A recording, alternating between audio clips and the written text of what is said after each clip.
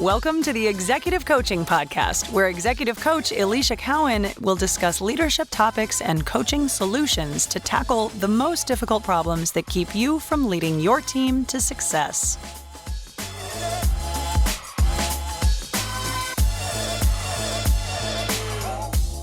Hey there, leaders. It's Alicia Cowan. Welcome to the Executive Coaching Podcast. So, as usual, we are going to dive into some topics that are super relevant to you all as executives. But today, I have a very special guest, Kelli LeMieux, with me. And I'm so excited to let you listen in on this conversation because I rarely have guests on this podcast. So if you're a regular listener, you know that. And the reason for that is because I want it to feel like a real conversation between people that I love to talk to when I bring anybody on. And so that's why I am very selective about who I pick, because I want to make sure it's relevant to you and what you're going through. And so we don't just do random interviews. So I'm going to intro Kelli and tell you a little bit about how we know each other. And as we're heading into this important context, we're recording this on Halloween. So we are happy Halloween to you out your group, or past Halloween as you are listening to this.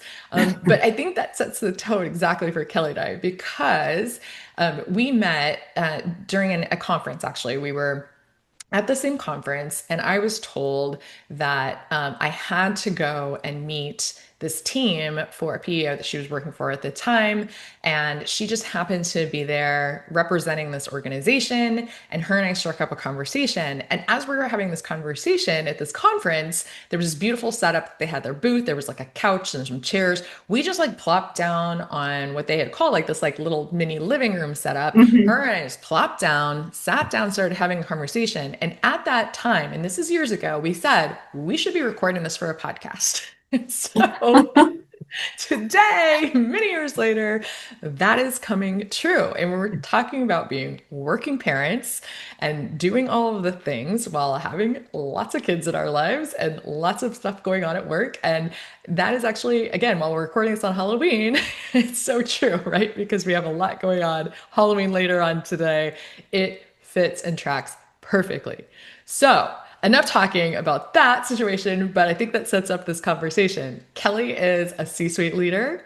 She is a fantastic balance of both operational excellence and understanding the deep, hard skills that you need to have and all of the minutiae in order to understand how to run a business, how to do projects, how to run process. And she balances that with this like amazing mix of the people side and the people leadership side. And that to me is, again, I get to see a lot of different organizations and behind the scenes. It's rare to mix the hard and the soft skills and to have deep experience in tech and leadership. And she's got this beautiful balance of both. So I want to introduce her in that way. And I'm glad that you all get to know her. So Kelli, say hi. Hi, everyone. Hi, Alicia. Thank you so much for the kind words. And I'm honored to be one of the few guests on your podcast. I am so excited to have you here. We spoke it into the world and manifested it. We did. So true. So Kelli and I worked together. She was actually, again, after we had met, we had a great relationship. She was a CEO and had an all-women leadership team, and she was having a summit. We collaborated together because she wanted to bring me in to speak to her women leaders with her and talk about what it's like to be a woman in the workforce, and particularly a male-dominated workforce at times. And so we're going to kind of continue that conversation and why we did that, what it looked like, and also her experience as a C-suite leader and pioneering as a woman leader in the workspace. So that's kind of the framing of this. But Kelli, let's start us off, how we came together in that. And I definitely then will dive into a little bit about your career journey. Yeah, absolutely. So that summit that you and I led together was the first of its kind in that organization. We're talking legacy organization, been around over a century. Wow. With some really impressive women, coincidentally, at the director level, leading the different divisions of the organization. And, been there for decades, experts in their field, but they had never had any of that attention devoted to the soft skill of leadership. So this was a first. and they were really craving it. Even though we took 2.5 days out of their very busy schedules. It was an investment in them, an investment in the leadership culture in the organization, and it left them craving more and really wanting more. It was a great session. We'll talk about some of the details as we continue the conversation, but it started as just, something that I was used to doing in other organizations. It was just kind of a given that leaders would get together at least on an annual basis, and turned out it was actually pretty novel for this organization. Yeah. Definitely, I did not know some of that history. Of course, I knew a little bit about what we were doing, but thank you for giving us that context. And yeah, that conversation was really, really powerful. And it's funny that you and I, we sometimes have these like ad hoc conversations, just one-on-one about what it's like to be a leader. But I'd love you to share with the audience, like, again, what was your career trajectory? Like, what drew you into going into leadership, and what did that look like? It was just something that kind of started to happen after the ball started rolling. I mean, I started my career in a professional setting in the early aughts, dating myself. But I worked in the PEO space. I was project managing implementations. I worked about 15 years in that industry, and just kind of refining and honing my craft as an implementer, becoming more and more client facing, and really settling in to that line of work. Really enjoyed it. It was something new every day, but I grew a little stale and went on to pursue new opportunities. So continued in the HCM space, HR technology, HRIS, whatever want to refer to it as these days. About 7 years of consulting and leading a team of consultants. That was my first time in leadership, is when I worked directly for the CEO. She brought in a management layer, and there ended up being kind of a revolving door. In a period of, a short period of time, there were, 3-4 different managers, and it was just a little bit too difficult for them to understand as an outsider what our revenue model was. So I went to our CEO and I said, "Hey, put me in, coach. Let me do this." And she did. She let me start that leadership journey. Started as a leader, then a manager, then on to director, and then managing director. And throughout that time, I had the benefit of 5 years of executive coaching, which was amazing. It definitely shaped the leader that I am today. So appreciative. So I would just say to anyone out there, if you have an opportunity to take advantage of some executive or leadership coaching, either invest in it yourself, or if your employer is willing, take advantage of it. It's priceless. Yeah, absolutely. I 100% agree. Mm-hmm. I think about when you first became a leader in corporate, and it sounds like, again, your trajectory was fast. How is it different, being a woman then versus being a woman in leadership now? And how did coaching help you through some of that? Well, I mean, it's a journey. It's been an evolution, and, it does require a commitment to remaining open and devoting yourself to kind of learning how to hone your skills, because the workplace just continues to change. I mean, we have 5 generations in the workplace right now. That's imagine the soft skills required to appease to that many different levels of needs, or those different types of needs in the workplace. Yeah. So I think that what's so important throughout the leadership journey is to remain open, open to feedback, open to new ideas, new takes on what leadership means today. Yeah, absolutely. Yeah. When I was thinking about it, we had such a great conversation with your team actually about generations of women in the workforce. Would you again, share with us like a couple of things that stood out to you? Now we're months removed, but what stood out to you about that conversation? Yeah, you kicked off that session in a really thought-provoking way. Again, 11 leaders around the table, and you started with some pretty simple questions like, "Hey, who here in the room had a grandmother that worked outside the home more than part-time?" Yeah.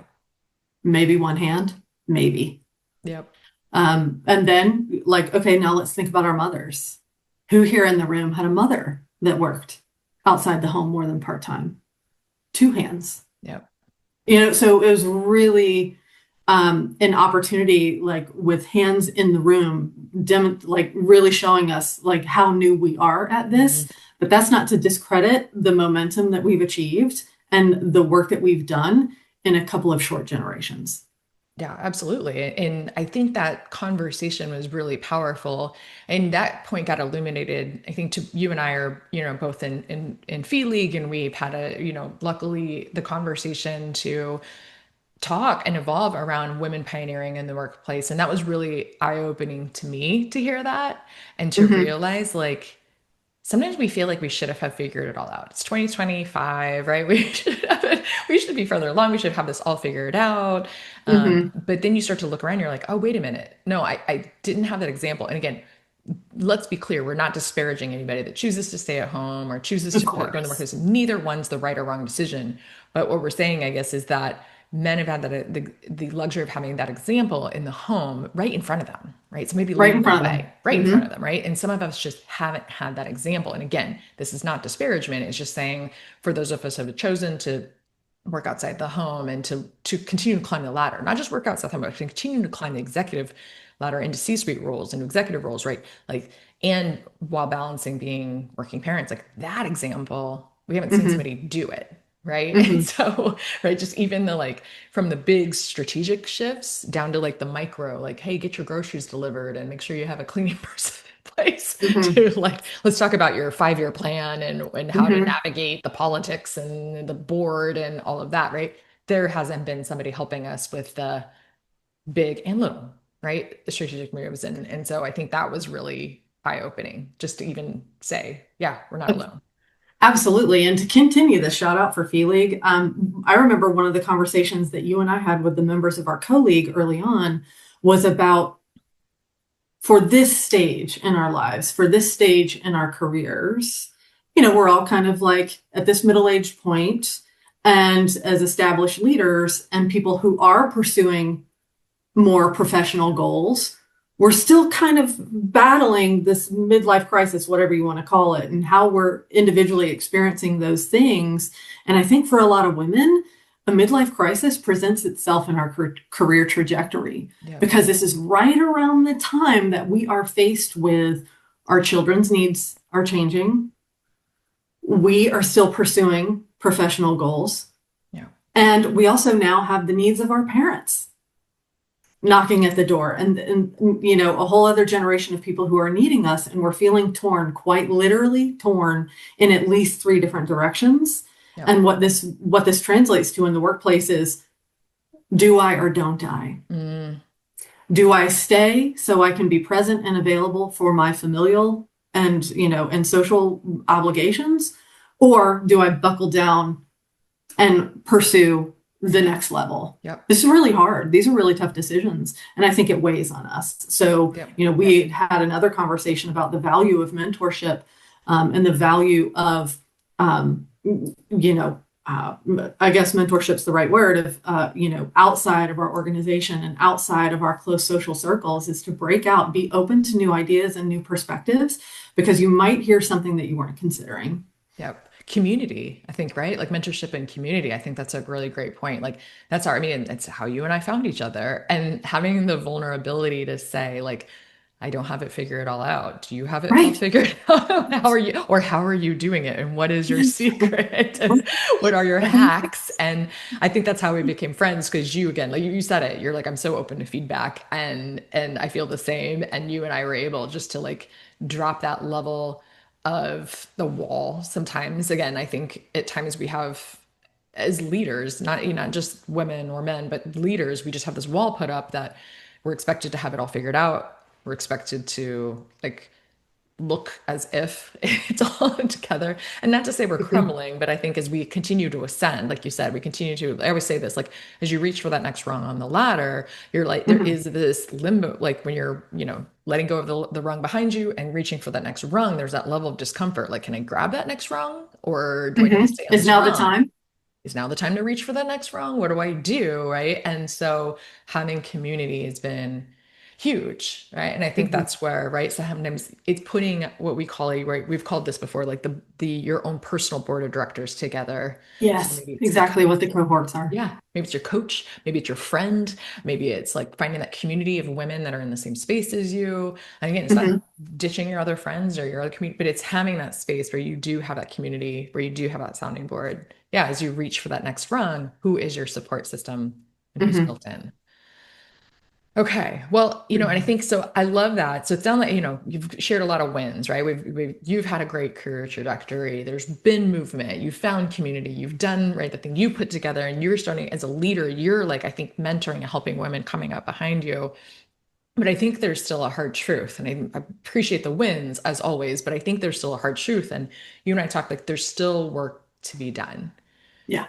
And so Mhm. I'd love it you like share like what do you think the challenges are that remain? What do we still need to be thinking about or working on? Mhm.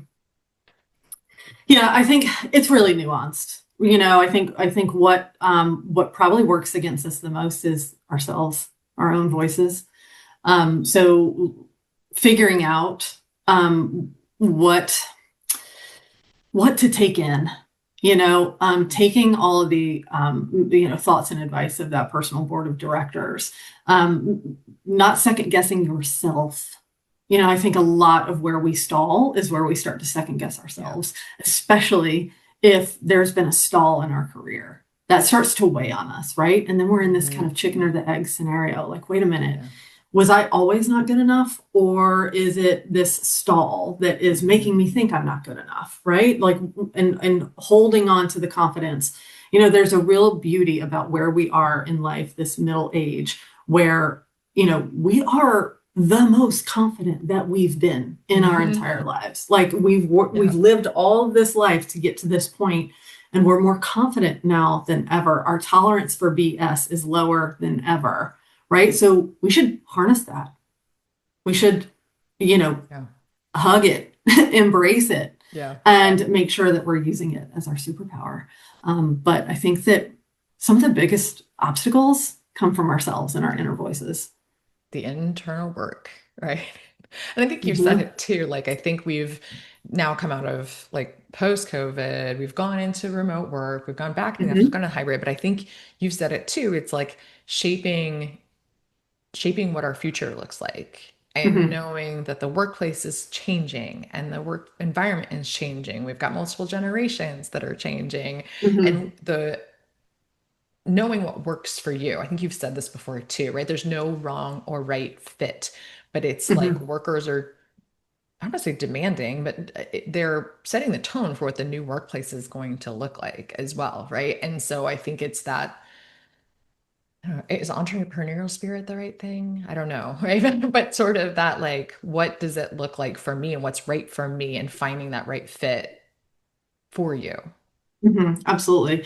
And I think, you touched on it is, the newer generations entering the workforce, what motivates them, what they're willing to accept. They have a lot more non-negotiables than we ever did, right? Like we were programmed to work, seek security, seek safety, and work hard, Yep. right? And it's different now. There's, so many more demands on the table.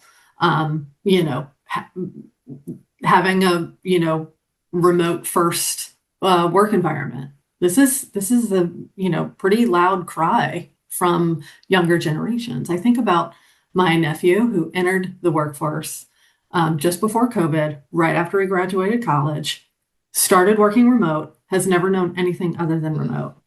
If they Wow. call him into an office, like what a shock to the system that's going to be for him. We Yeah. might not think that's a big deal because we know what it feels like to work in an office. He literally doesn't know any different. Now, he would do it, of course, but he might be looking for something else that's going to let him go back home because those 2 hours of productivity that are going to be lost by going back into the office, that means a lot to him. He really cares about that Mhm. productivity. It means a lot to him. And from his perspective, he thinks it should mean a lot to his employer, more so than seeing his face in an office. Mhm. wild to think about. I Never know, been. I know. It's really a conundrum because Yeah. I don't think either one is right or wrong, No, absolutely honestly. not. Like No. there are advantages with one, Yep. you know, like the productivity is at all-time high in a remote setting, whereas the engagement Right. is what you get when you're on site, the Right. collaboration, the engagement, the breaking of bread, you know, togetherness. Then that there is innovation that comes from that. Yeah. So that's an advantage. Yeah. But you're probably gonna miss out on, you know, early morning starts, Yeah. you know, and working right up until 5 p.m. It's tough. And in the work too, right? Like what work are you doing? Hmm. Being is the root center, like of the why, like right, the reasoning of the why. I Hmm. love all that.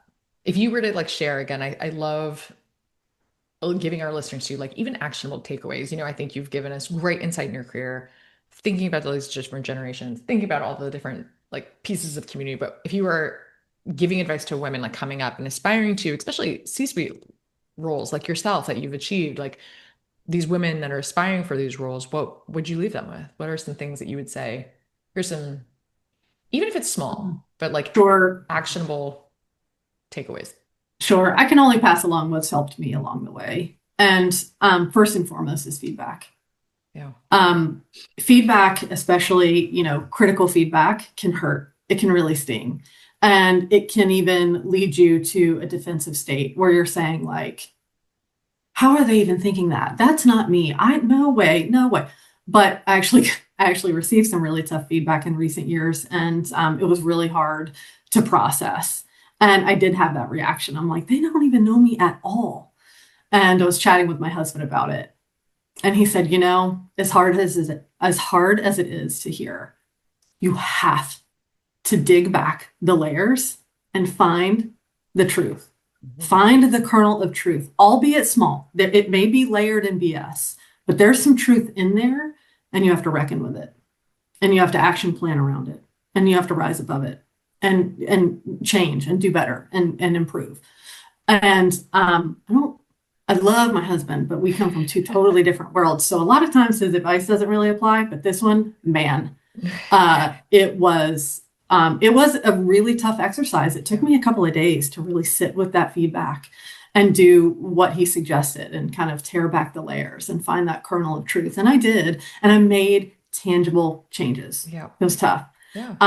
So, you know, when I say be open to feedback, I mean be like radically Open. open to the feedback, Yeah. right? Yeah. Like, don't just hear it. Yeah. Don't just hear it and move on. Don't just stay composed while you're listening to it, although that's important, Yeah. is to try not to get defensive, but to actually reckon with the feedback Yeah.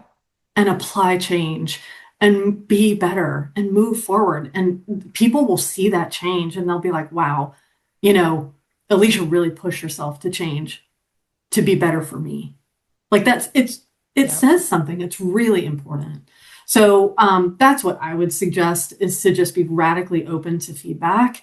Um, and then also, I think what's more important now, more important than ever, is kind of harnessing your own personal brand. Mhm. You know, leaning into the pieces of who you are that make you a good professional, like learn what you're good at and commoditize it. Yeah. Figure out how you can make yourself shine. I know it's really hard. We don't like to kind of toot our own horn, especially in Yes. public, Yes. Yes. but Yes. it is like, think of a version of yourself as your own marketing director and to make sure that your voice is seen and heard, you know, where it matters most. And the aspects of your leadership that make you you, scream it from the rooftops.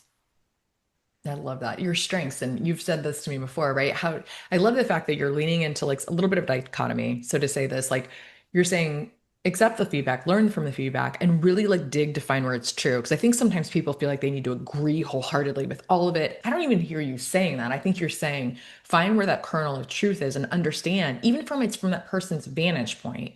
Be like, oh, I Yes. can see how that might be true from their vantage point. And then you Hmm. make a choice. Do I actually want to do something about it? Even if I don't agree, Absolutely. do I want to do something about it? Because I think that's the difficult decision as a human that you do have to make. Like to say, do I Hmm. want to change my actions? Not who I Hmm. am. Do I want to change my actions and how I show up? Absolutely. Back. And then I love they were saying about the brand and the saying of own your strengths. And you're right. I have seen so many leaders, especially women, afraid to say, like, here's what I am killer at. Here's where I'm a badass. Here's where I'm like really, really strong, and leaning Mhm. into those strengths and really like making it right. That's what makes you unique. And how do you make sure that it's out there in the world and branded and obvious and right, just like a no-brainer about who you Mhm. are. Yeah, I love that. absolutely. I love it. And it teaches us to, really embody like what our superpowers are. Yep. And really, and one more thing about the feedback and kind of like that executive board for that you curate for yourself. You know, you want some folks that are going to support you through your journey, but you also want some critical voices in there. So I would make sure that your own personal board of directors is not like a you go girl club. Like make sure that you've Yeah. got some critical voices in there who are going to say like, hey, Kelli, you know what? Some people say that you're not approachable. You need to soften it. You need to make sure, like something that's important that's shared with you from a place of genuine love and care that's going to make you a better person. Just make sure that there's a little bit of critique in there. The balance, like the truth tellers, if you will. And it comes Yes. from a loving place, but the truth tellers. Yeah. The The people that, challengers. yeah, the people Absolutely. that tell you the truth. I love it. Kelli, as always, like your conversations, and I could really talk about this all day, but thank you for giving us a little bit of the insight. Like I think it's so great and fun to tell stories where you peel back the curtain and hear like how do people get to their C-suite level roles? And then once you get there to realize like the journey's not over, right? You're still just a human trying to reconcile and balance while you have massive accomplishments. To get to a C-suite level role is incredible. And yet, here you are still saying, I'm open to feedback, I'm humble, and I'm still growing and still learning. And so, thank you for sharing that with everybody here. And I know being transparent on these kind of conversations are not easy. So, I acknowledge you. And as a woman that's on my board of directors, I appreciate your leadership as always. And it's so fun knowing you as a friend, knowing you as a client, as part of my community is fantastic. So I appreciate you giving us that because I think executive presence, and you embody that executive presence as a woman in the C-suite or just a C-suite leader, period. It can be sometimes a mystery. So thank you for sharing it today. Well, the feeling's mutual. I think you're pretty awesome. Uh, and I just can't thank you enough for having me today. Yes. Thank you, everybody, for listening. As always, if you want to get a hold of me and you want to talk more about your own story, how you get to the level of executive presence that you want, and how do you lead your team successfully, go to my website, reach out, aliciacowancoaching.com. And as always, we appreciate listening. All right. Talk to you soon. Bye.